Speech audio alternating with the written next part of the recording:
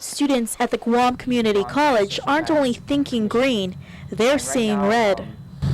Our main concern is that it has already been passed, and we're now going back to creating something else that's going to counter it. GCC is concerned about legislation authored by Senator Ben Pangelinan, which would throw out the Guam Community College's plans to lease property to the Guam Power Authority to develop educational opportunities to train workers for emerging technologies related to sustainable and renewable energy. GCC's lease was authorized in Bill 176, which was passed unanimously by all Guam senators and signed recently into law. Aaron Pinko is the student member on the Guam Community College Board of Trustees. Today, I had a meeting with the board at the governor's office, and we were discussing what's going on right now with the Bill 176-31.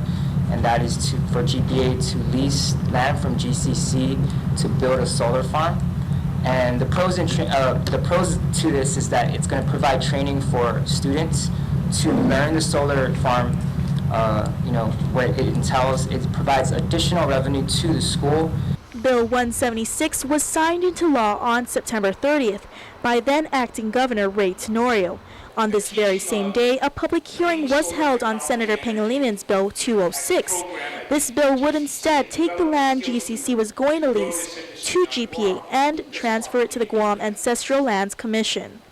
It's just who benefits from the property, the landowners or the government of Guam, and in this case GCC.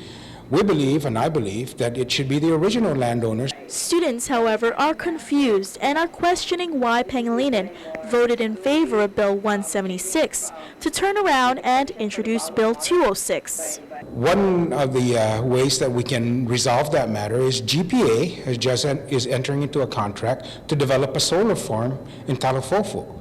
So why have the government develop a solar farm to use for teaching when you can have GPA as part of its contract with this company that's going to invest $300 million in a solar farm, put in a training program to train the GCC students at that site.